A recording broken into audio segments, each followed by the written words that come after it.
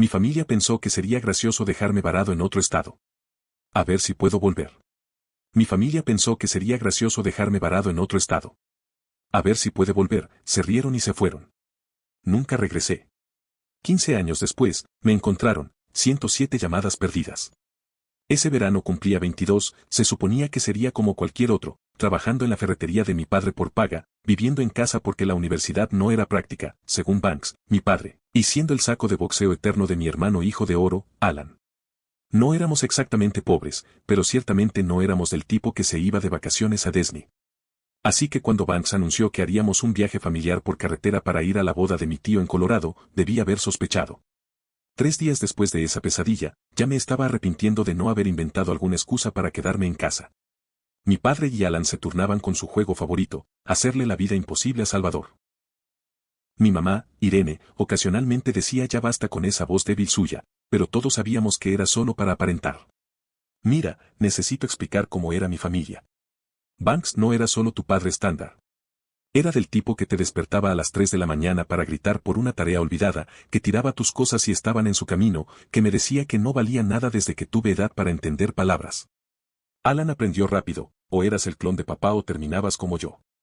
Adivina qué camino eligió. Esa mañana paramos en un área de descanso en medio de la nada en Colorado. Solo campos, montañas a lo lejos y un triste edificio de baños con máquinas expendedoras.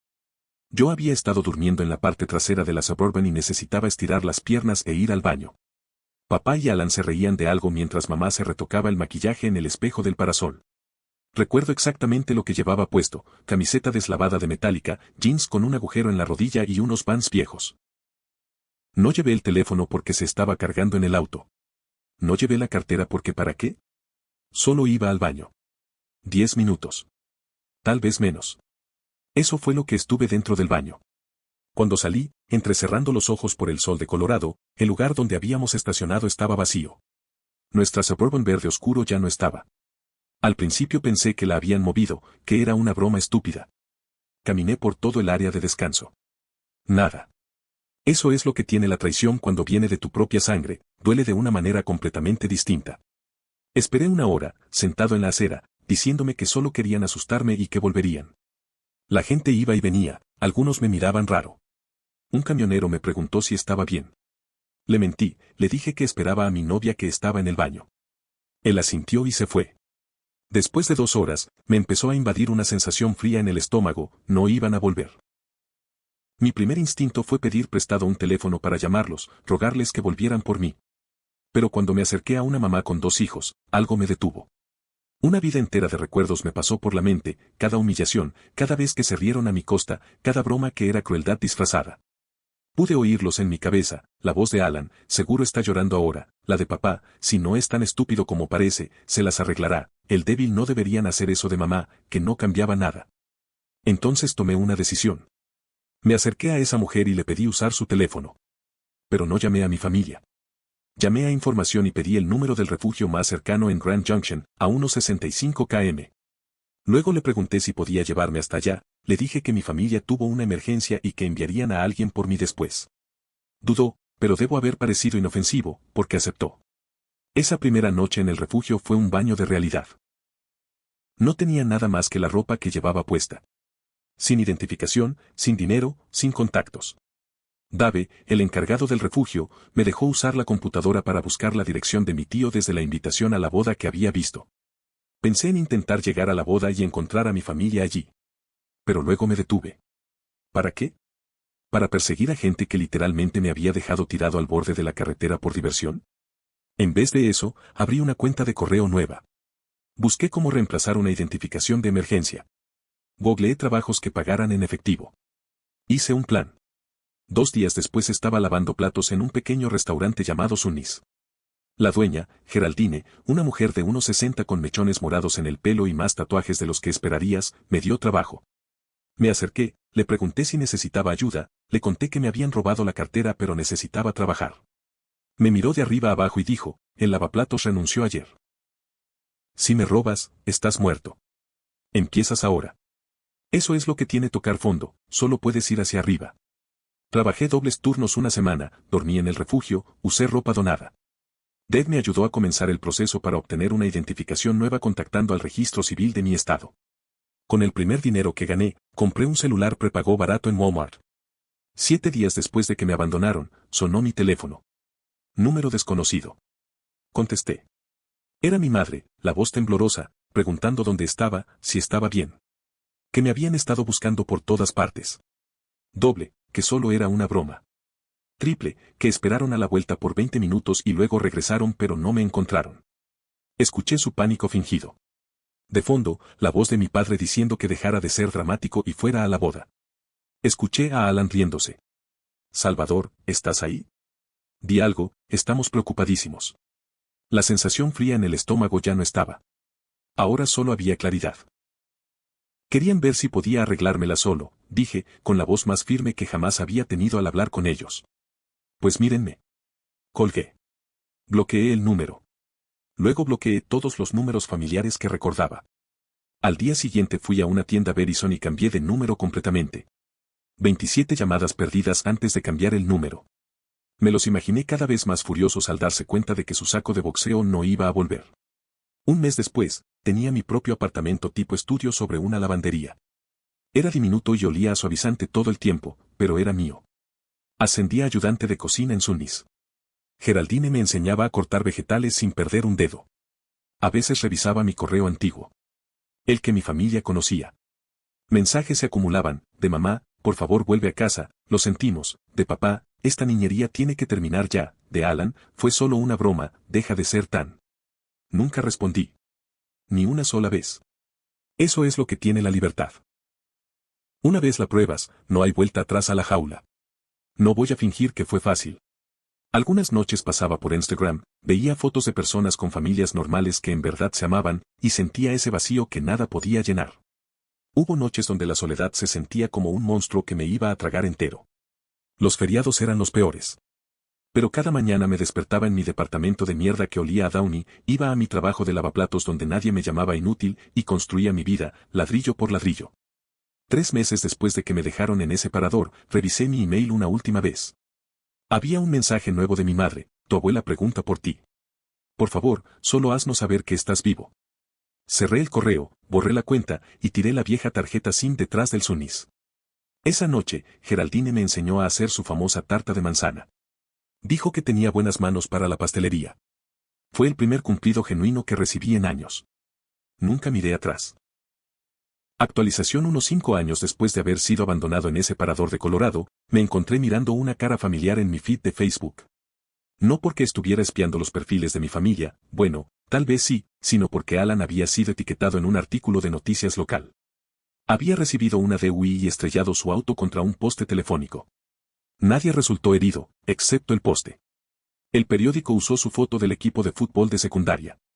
Se veía joven, arrogante, nada que ver con la foto de ficha policial hinchada que aparecía debajo. Eso es lo que tiene el karma, se mueve a su propio ritmo, pero nunca olvida una dirección. Para ese entonces, había construido algo que se parecía a una vida en Colorado. Mi estudio sobre la lavandería eventualmente fue reemplazado por un departamento de una habitación con ventanas de verdad. Ascendí de lavaplatos a cocinero de línea, y luego a subgerente en Sunnis. Geraldine aún dirigía el lugar con puño de hierro en un guante lleno de harina, pero empezó a tratarme menos como un caso de caridad y más como, no sé, un sobrino raro o algo así. Mi primera gran compra, cuando finalmente tenía ahorros, fue una laptop decente. Nada lujoso, solo lo suficiente para tomar clases online en la universidad comunitaria, administración de negocios, contabilidad básica, esas cosas que Banks decía que eran para gente que no servía para trabajos reales. Pasaba las mañanas en Sunnis, las tardes estudiando, las noches trabajando. Rinse and repeat. Mira, no voy a mentir, todavía estaba bastante dañado por lo que pasó. Tenía problemas de confianza, bueno, más como suscripciones de confianza que podía cancelar en cualquier momento si alguien se acercaba demasiado. Había hecho exactamente 2 amigos en 5 años. Mi vecino Doug, que tocaba el bajo en una banda de garaje terrible y a veces me traía cerveza casera que sabía a agua enjabonada con lúpulo, y Geraldine, si es que cuenta como amiga y no solo como jefa. Eso cambió cuando Kendra empezó a venir a Sunnis todos los martes y jueves como reloj. Siempre pedía lo mismo, omelette de arroz sin tomate, café extra. Siempre se sentaba en la barra con un libro de texto, descubrí después que era de medicina. Tenía una forma de concentrarse tanto en lo que estudiaba que a veces se quedaba con el tenedor a medio camino de la boca durante minutos. Una vez la cronometré, el récord fue de 7 minutos y 23 segundos antes de que se diera cuenta de que sostenía huevos fríos. 4 meses después de servirle recargas de café, finalmente me miró. Quiero decir, de verdad me miró. Sus ojos se abrieron apenas y me dijo que mi placa de nombre estaba mal escrita. No lo estaba, pero se convirtió en nuestro pequeño chiste. Todos los martes y jueves llevaba una placa diferente con nombres mal escritos: Salvador, Salvador, Salvador. Ella lo señalaba y yo fingía sorpresa. El flirteo más estúpido de la historia humana. Pero funcionó.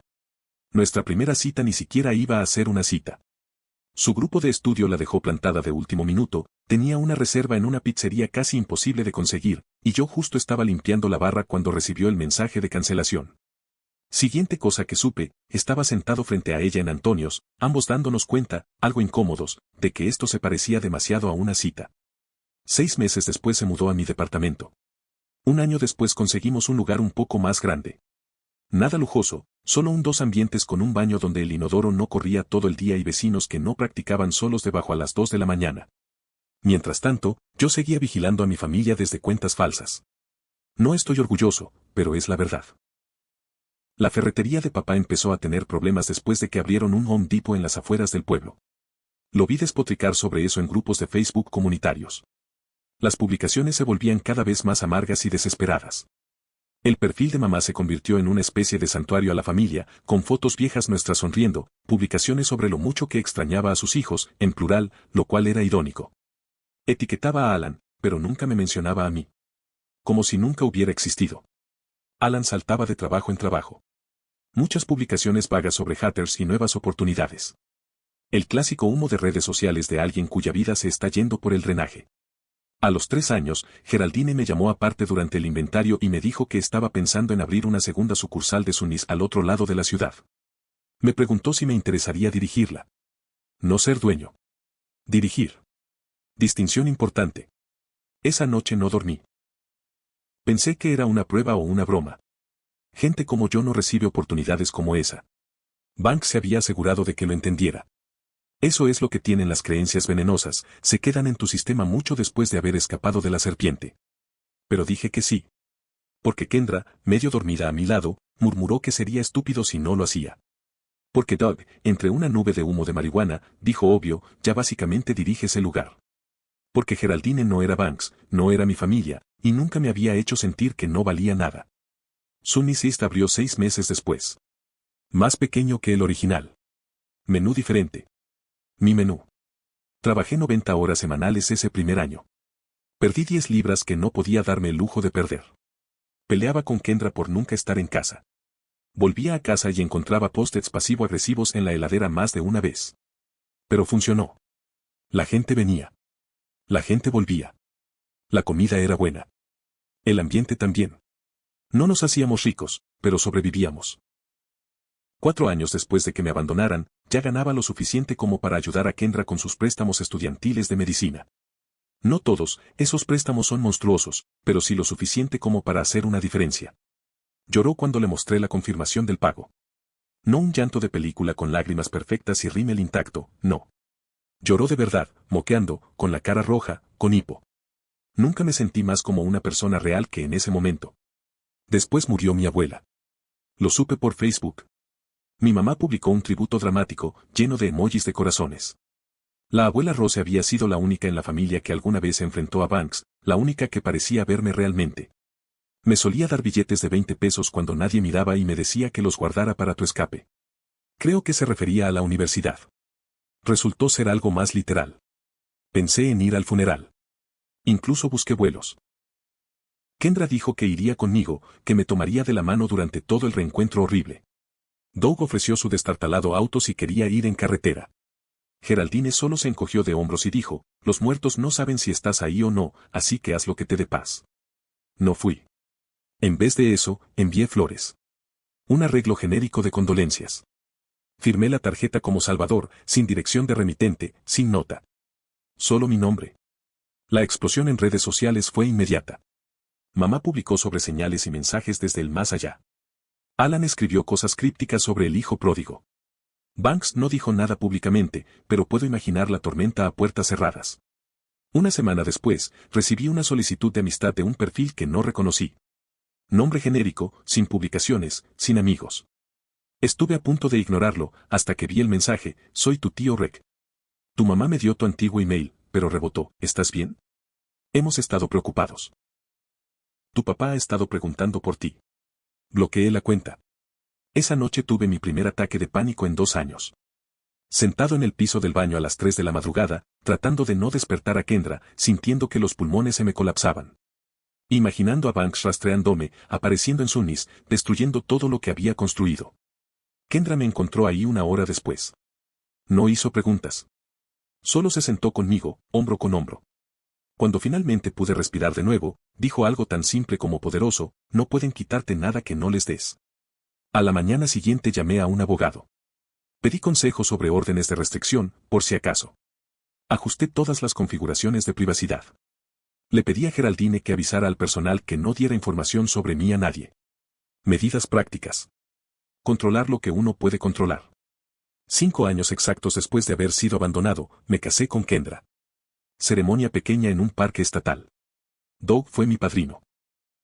Geraldine hizo el pastel y lloró durante toda la boda, con el rímel corriéndole por las mejillas arrugadas. La familia de Kendra, grande y bulliciosa, me adoptó al instante. Su papá hacía chistes de papá que, curiosamente, no me hacían encogerme. Su mamá me abrazaba sin activar mis alarmas internas. Eso es lo que tiene la familia: a veces te encuentra cuando dejaste de buscarla. Una semana después de la boda, revisando mi cuenta falsa de noche, vi algo. Una publicación de Banks en un grupo comunitario, buscando información sobre mi hijo Salvador. Última ubicación conocida: Grand Junction, Colorado.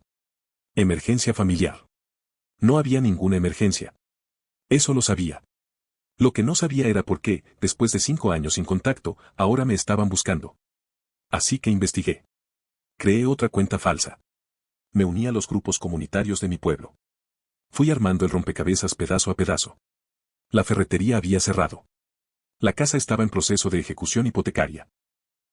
Mi mamá tenía problemas médicos, aunque era vaga en los detalles. Alan se había mudado de nuevo a casa después de su tercera DUI. No me buscaban porque me extrañaban. Me buscaban porque necesitaban algo. ¿Y sabes qué? Por primera vez en 5 años, sonreí al pensar en ellos. No porque me alegrara de su desgracia, sino porque me di cuenta de algo importante: ya no me importaban. Cerré la laptop. Me metí en la cama, junto a mi esposa dormida. Y tomé una decisión. No volvería. Nunca más. Comenzó con una notificación de LinkedIn. 15 años después de haber sido abandonado en aquel área de descanso en Colorado, mi vida, cuidadosamente construida, tuvo un pequeño fallo. Alguien había visto mi perfil 27 veces en un solo día. No era raro en LinkedIn: los reclutadores hacen cosas extrañas todo el tiempo, pero el nombre sí lo era: Alan Matthew. Mi hermano. Eso es lo que tiene el pasado: es paciente. Puede esperar entre la maleza durante años antes de atacar. Para entonces, mi vida no se parecía en nada a ese primer año en Grand Junction. Kendra había terminado la facultad de medicina, hecho su residencia y ahora trabajaba en una clínica local 3 días a la semana para poder estar más tiempo con nuestros hijos. Teníamos 2, ella, de 7, y Marcus, de 4. El apartamento sobre la lavandería había sido reemplazado por una modesta casa de 4 habitaciones en las afueras del pueblo. Nada lujoso, pero con un patio donde los niños podían jugar y yo podía cultivar tomates que nunca salían bien. Sunnis había crecido hasta tener 3 locales. No era una gran franquicia, pero lo suficiente para que ya no tuviera que trabajar en la línea de cocina, salvo cuando alguien faltaba. Geraldine se había semi-retirado hace 2 años, aunque todavía aparecía sin avisar para criticar cómo hacíamos su receta de masa para pie. Pensaba que había hecho las paces con mi pasado. O eso creía. Todavía espiaba a mi familia de lejos, pero esas revisiones constantes se habían reducido a una cada pocos meses. La última vez que supe de ellos, Banks e Irene se habían mudado a un lugar más pequeño tras perder la casa. Alan se había casado, divorciado y luego casado otra vez. Parecía que todos habían seguido adelante con sus vidas. Al igual que yo. Lo de LinkedIn me inquietó. 15 años de silencio, ¿y ahora esto? Se lo mencioné a Kendra una noche de domingo, doblando ropa mientras veíamos de fondo una serie de Netflix. Ella pausó con 2 calcetines diferentes en la mano y me preguntó si estaba bien. Asentí, porque ¿qué otra cosa podía decir? Que de repente me sentía como aquel chico de 22 años abandonado en una estación de descanso, escuchando en mi cabeza la voz de Banks llamándome inútil. 3 días después estaba en Sunnyside, la segunda ubicación, la original del nuevo comienzo, ayudando con inventario porque nuestro proveedor había mandado los filtros de café equivocados, otra vez. Maya, la chica del frente, gritó desde la caja, hay familia preguntando por ti. Mi primer pensamiento fue que eran los padres de Kendra, que a veces pasaban por ahí sin avisar. Salí mentalmente preparándome para convencerlos de quedarse a cenar. No eran los padres de Kendra. Era Banks. Lucía mayor, más canoso, su figura imponente reducida. Irene tenía la cara tensa, marcada por los años. El cabello teñido de un marrón antinatural. Alan. Alan se veía como Banks a los 40. Misma postura. Misma forma de ocupar el espacio. Había una mujer joven con ellos, quizás de poco más de 20 años, que se mantenía al fondo como si no supiera si debía estar ahí. Nadie hablaba. El bullicio del almuerzo pareció desvanecerse, y solo escuchaba mi propio corazón. Banks fue el primero. Dijo mi nombre como si fuera una pregunta. Asentí. Porque, al parecer, mi voz se había ido de vacaciones. Había imaginado ese momento 1000 veces durante 15 años. En algunas versiones los enfrentaba con un discurso espectacular. En otras, era frío y distante. En unas pocas y vergonzosas fantasías nocturnas, incluso teníamos una reconciliación llena de lágrimas. La realidad es siempre más desordenada que la imaginación. Hice un gesto hacia una mesa vacía en la esquina. Le pedí a Maya que trajera agua. Me senté frente a las personas que alguna vez fueron mi familia. Y esperé. Habían dado conmigo por un artículo de revista, Rocky Mountain Rising, 10 historias locales de éxito. Ni siquiera era una gran publicación. Solo una nota lateral con una foto mía frente al local original de Sunnys. Pero, al parecer, una amiga del colegio de mamá se había mudado a Colorado, lo vio y se lo mandó con un "¿No es este tu hijo?". 107 llamadas perdidas. Ese era el número que habían marcado a mi antiguo teléfono antes de que se desconectara. Mamá lo mencionó como si fuera importante. Como si eso lo cambiara todo. Hablaron. Mamá sobre lo preocupados que habían estado. Banks sobre cómo había sido todo un malentendido, que no entendía lo que de verdad pasó ese día. Alan, incómodo, actuando como si fuéramos viejos amigos poniéndonos al día. La mujer joven, la segunda esposa de Alan, papi, solo me miraba con ojos curiosos. Los dejé hablar. Observé cómo giraban su versión de la realidad donde ellos no eran los villanos. Vi cómo Banks echaba el ojo al restaurante, calculando mentalmente cuánto podría valer. Como la mano de mamá temblaba ligeramente al tomar su vaso. Como Alan bajaba la guardia cada vez que creía que no lo miraba directamente. Finalmente, cuando se quedaron sin palabras, hice la única pregunta que importaba. ¿Por qué ahora? Y entonces salió la verdad. En fragmentos. Entre silencios incómodos. Banks tenía problemas del corazón. Sin seguro. La segunda casa estaba siendo embargada. Alan había fallado en un negocio relacionado con criptomonedas. Mamá necesitaba una cirugía de rodilla que no podía pagar. No estaban ahí por reconciliación. Estaban ahí por dinero. Y en ese momento, no sentí ira. Sentí lástima. No estaban ahí por amor, ni por arrepentimiento, ni por redención. Estaban ahí porque sus vidas se desmoronaban, y yo era su última esperanza. Invité a los 4 a cenar a mi casa esa misma noche. Les dije que necesitaba tiempo para pensar, hablarlo con Kendra. Aceptaron con rapidez. Banks ya casi daba por hecho que todo estaba solucionado. Esa tarde fue irreal. Fui a recoger a ella de su clase de danza. Ayudé a Marcus a preparar su show en show del preescolar. Todo mientras mandaba mensajes a Kendra contándole quién venía a cenar. Ella ofreció llevar a los niños a casa de su hermana. Le dije que no. Quería que ellos, mi antigua familia, conocieran a mi verdadera familia. La cena fue enchiladas de pollo. Mi especialidad, aunque en realidad era una receta de la parte trasera de una caja de O del Paso que yo había ajustado con los años. Ella puso la mesa sin que se lo pidieran. Colocó los tenedores del lado incorrecto hasta que Kendra la corrigió suavemente. Marcus insistió en usar su disfraz de Spider-Man, porque, según él, los martes ahora eran día de Spider-Man. Cuando sonó el timbre, casi dejé caer la bandeja que llevaba a la mesa. Kendra me apretó el brazo mientras pasaba y susurró, tengo tu espalda, pase lo que pase. Los niños miraban con curiosidad, percibiendo que algo importante estaba por suceder. Eso es lo que tienen los momentos que temes durante años, cuando llegan, son simultáneamente peores y mejores de lo que imaginaste. Las presentaciones fueron torpes. Banks llamó a Kendra Karen repetidamente, a pesar de que lo corregimos. Irene no podía dejar de llorar cada vez que miraba a los niños, lo cual estaba asustando a Marcus. Alan y Papi fueron los menos insoportables, esforzándose al menos en tener una conversación normal. Aunque Alan no dejaba de hacer insinuaciones sobre cómo la familia ayuda a la familia. Después de la cena, Kendra subió con los niños para bañarlos y acostarlos. Me dio una mirada que decía claramente, mándame un mensaje si necesitas que te saque de ahí. Y entonces, solo quedamos yo y ellos. Sentados en una sala que de pronto se sentía demasiado pequeña. Banks comenzó con su discurso, que la familia se apoya. Que él siempre había creído en mí. Mentira. Que solo necesitaban un pequeño empujón para volver a levantarse. 20,000 pesos. Solo un préstamo, por supuesto. Lo dejé terminar. Y entonces les pregunté si recordaban lo que Banks me dijo en mi cumpleaños número 18. Él puso cara de no saber. Se lo recordé. Al menos ya no puedes decepcionarme. Ahora ya no eres mi problema legal. Le pregunté a mi madre si recordaba lo que hizo cuando Banks tiró a la basura mi carta de aceptación al Community College. Nada. No hizo nada.